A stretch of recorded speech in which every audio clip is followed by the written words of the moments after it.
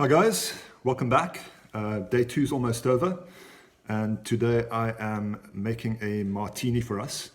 Well, it was my intention to make a martini. I'm going to veer off towards the end. I'll explain what I mean as we go along. Now, as you can see, the martini is the most elegant of all the cocktails. It's a very sophisticated drink. A couple of things that we need to note up front. Probably the most important thing in making a martini is to make sure that it is ice cold. What that means is a glass that's been chilled in the freezer and lots of ice in your stirring vessel, whether it's a stirring glass like this or a jug or whatever it is that you want to use.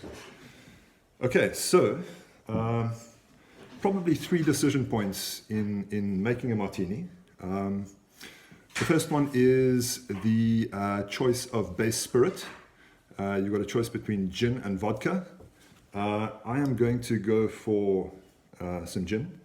I find it more flavoursome, but vodka is a perfectly acceptable alternative as well. What I'd recommend if you use vodka is to up the ratio of vermouth so that you add in a bit of flavour via the vermouth. So off we go. Apart from being sophisticated, the martini is also a solid river of booze that is liable to wash you away with very little warning. So take this warning from me. It's not going to warn you, I'll warn you. Here we go.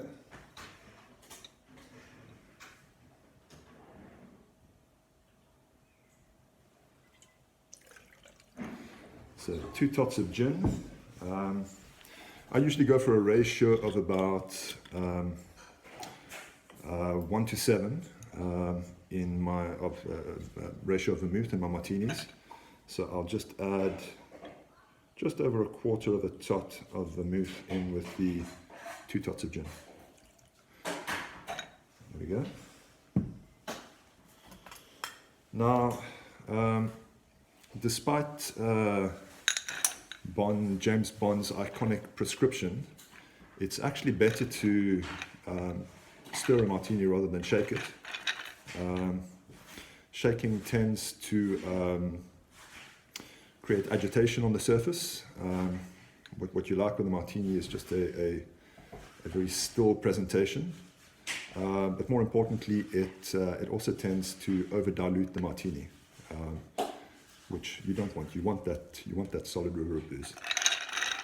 So I'm going to stir this for about a minute. Make sure that the cold of the ice transfers to the liquid, but at the same time stop short of over diluting. Okay.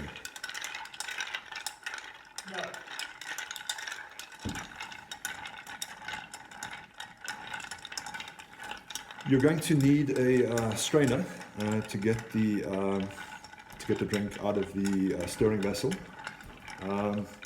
But while I'm busy stirring, just a couple of alternatives or a couple of solutions in case you're not stocked up with vermouth. Fairly easy to make a vermouth substitute. Get a bit of vodka, chop up some rosemary, some sage maybe, some cardamom, infuse it in the vodka, and then once it's nicely infused, strain it, reduce the vodka to just under 20%, so just add a little bit more than half water to vodka, and you've got yourself some passable homemade vermouth. Right, so that's nicely stirred. Get our strainer on and pour the martini into the glass.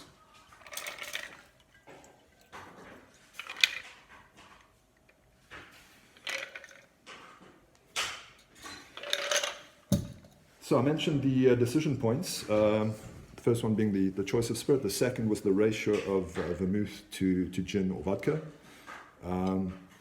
The last sort of important decision point is the choice of garnish. My sort of favorite garnish is are olives, but today I'm going to do something a little different. I'm using cocktail onions, which means that I haven't actually made a martini, I've made a Gibson. Much the same, but the garnish does make a difference. So there we go. In go the cocktail onions. Cheers, everyone. That's day 2 over. See you tomorrow for an old-fashioned. Cheers.